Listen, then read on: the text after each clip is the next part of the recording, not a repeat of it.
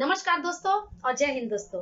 आज की क्लास में हम पढ़ेंगे कर्मधारय समास किसे कहते हैं, कर्मधारय समास की परिभाषा क्या है, उसके उदाहरण क्या है और यह समास बाकी के 5 समासों से किस तरह से भिन्न है या फिर अलग है। तो आइए अपनी क्लास शुरू करते हैं। कर्मधारय समास क्या है? कर्मधारय समास की परिभाषा क्या है?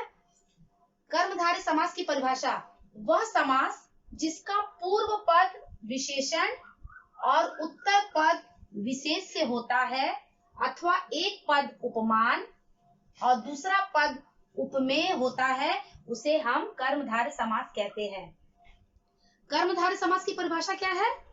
वह समास जिसका पूर्व पद विशेषण, पहला पद विशेषण और दूसरा पद विशेष से होता है अथवा एक पद उपमान और दूसरा पद उपमेय का संबंध माना जाता है, तो उसे हम कर्मधारय समास कहते हैं।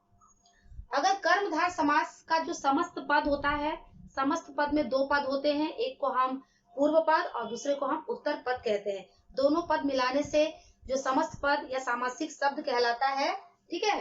तो उस समस्त पद में जो पहला पद है अगर वो विशेषण है और दूसरा पद विशेष है, ठीक है, तो और उसे हम क्या कहेंगे? कर्मधारय समास कहेंगे। अथवा अगर एक पद उपमान और दूसरा पद उपमेय का भी संबंध बताता है तो वहां पर भी कर्मधारय समास होता है। अगर विशेषण और विशेष का संबंध नहीं है तो वहां पर उपमान और उपमेय का संबंध माना जाएगा। कर्मधारय समास के उदाहरण पढ़ने से पहले कर्मधारय समास के परिभाषा में जो 4 शब्द आए हैं, विशेषण, विशेष, उपमान और उपमेय, उसके बारे में थोड़ा सा जानकारी हम लोग प्राप्त करते हैं। वैसे हम लोग इसके पहले के क्लास में विशेषण और विशेष पढ़ चुके हैं। अगर आप लोगों ने अभी तक नहीं देखा है तो मेरे वीडियो को आप वहां पर देख लीजिएगा। और वैसे मुझे पता है कि आप अगर नहीं भी पढ़े होंगे तो थोड़ा थोड़ा भूल जाते हैं, तो हम विशेषण और विशेष के बारे में थोड़ा सा जानकारी प्राप्त करते हैं। विशेषण क्या है? विशेषता बताने वाले शब्द को विशेषण कहते हैं। जिस संज्ञा या सर्वनाम शब्द की विशेषता बताई जाती है उसे हम विशेषण कहते हैं। विशेष क्या है? जिस संज्ञा या सर्वनाम शब्द की विशेषता बताई जाए उसे हम विशेष कहते हैं। उसी तरह उपमान क्या है? जिससे उपमा दी जाए उसे हम उपमान कहते हैं। और उपमेय क्या है? जिसकी उपमा दी जाती है उसे हम उपमेय कहते हैं। जब हम उपमान उपमेय के बारे में बाद में पढ़ेंगे तो उसके बारे में हम अलग से डिटेल में और हम लोग उसका जानकारी प्राप्त करेंगे। तो अभी आप इतना ही जानिए कि विशेषण, विशेष और उपमान और उपमेय क्या है। अब हम कर्मधारय समास के उदाहरण पर पढ़ाई करेंगे। आइए अब हम कर्मधारय समास के उदाहरण देखते हैं। कर्मधारय समास में 2 तरह का अवस्था या सिचुएशन हम लोग देखते हैं। पहला देखते हैं कि पहला पद विशेषण या दूसरा पद विशेष से होगा।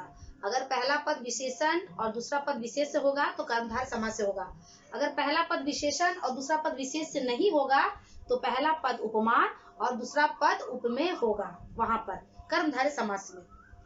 और जब हम समास विग्रह करेंगे तो है, जो, के समान या रूपी जैसे शब्दों का हम प्रयोग करते हैं। तो आइए कुछ उदाहरण हम देखते हैं कर्मधारय समास के। जैसे पहला है, ये समस्त पद है और ये समास विग्रह है, और यहाँ पर भी समस्त पद है और समास विग्रह है। इस साइड हम लोग किए हैं विशेषण और विशेष से संबंधित, जो पहला पद विशेषण है और दूसरा पद विशेष है, और बगल वाले में हम पहला पद जो उपमान है और दूसरा पद उपमेय है। पहला है नीलकंठ, ठीक है, नीला है जो कंठ। समस्त पद क्या है इसका? नीलकंठ। इसमें 2 पद है, एक है नील और एक है कंठ। इसका समास विग्रह करने पर क्या होगा? नीला है जो कंठ। नीला क्या है? विशेषण है, और कंठ क्या है? विशेष है। नीला विशेषण है, ये क्या है? नीला शब्द संज्ञा है जो क्या कर रहा है? कंठ की विशेषता बता रहा है कि कंठ क्या है? नीला है। उसी प्रकार महादेव, महान है जो देव। महान क्या है? विशेषण है। विशेषता बताने वाले शब्द को हम विशेषण कहते हैं और जिसकी विशेषता बताई जाए उसे विशेष कहते हैं। महान है जो देव, किसकी विशेषता बताई जा रही है? देव की विशेषता बताई जा रही है कि वो महान है, ठीक है। इसलिए इसे क्या कहेंगे? है महान है जो देव, अर्थात मतलब महादेव। काली मिर्च, काली है जो मिर्च। काली मिर्च क्या है? समस्त पद है। समस्त पद में 2 पद है, एक है विशेषण और एक है विशेष। काली क्या है? विशेषण है, और मिर्च क्या है? विशेष है। मिर्च की विशेषता है कि वह काली है, ठीक है। दुरात्मा, दुर है जो आत्मा, दुर मतलब बुरा, बुरी है जो आत्मा। इसका समास विग्रह क्या होगा? बुरी है जो आत्मा। बुरी क्या है? विशेषण है। भला बुरा ये सब क्या है? विशेषण होता है। आत्मा क्या है? विशेष्य है।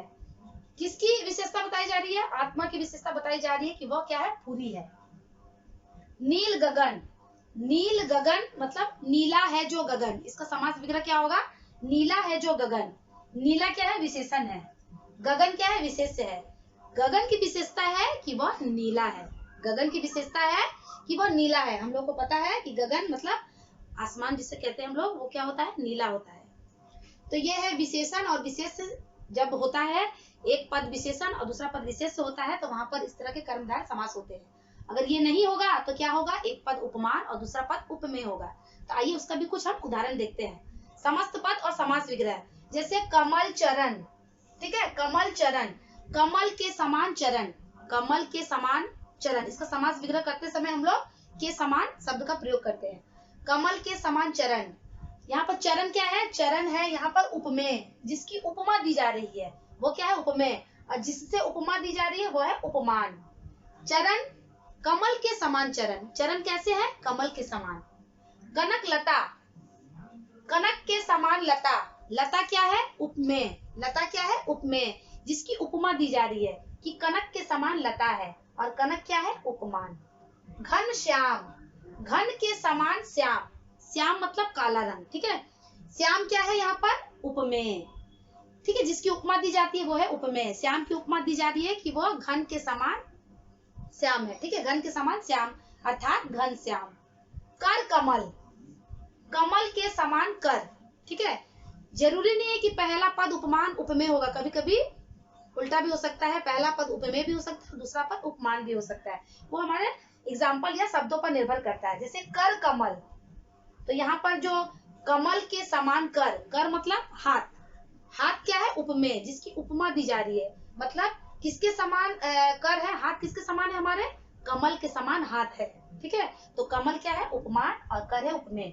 नरसिंह, सिंह रूपी नर, सिंह रूपी नर, यहाँ पे भी नर क्या है? उपमेय है, और सिंह क्या है? उपमान है।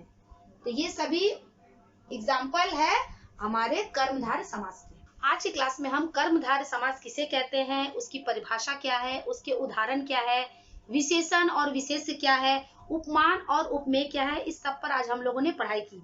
आशा करती हूँ कि आपको आज का वीडियो अच्छा लगा होगा। तो दोस्तों मेरे वीडियो को सब्सक्राइब जरूर करिएगा और मेरे वीडियो को लाइक कर दीजिएगा और अपने मित्रों के साथ शेयर करिएगा।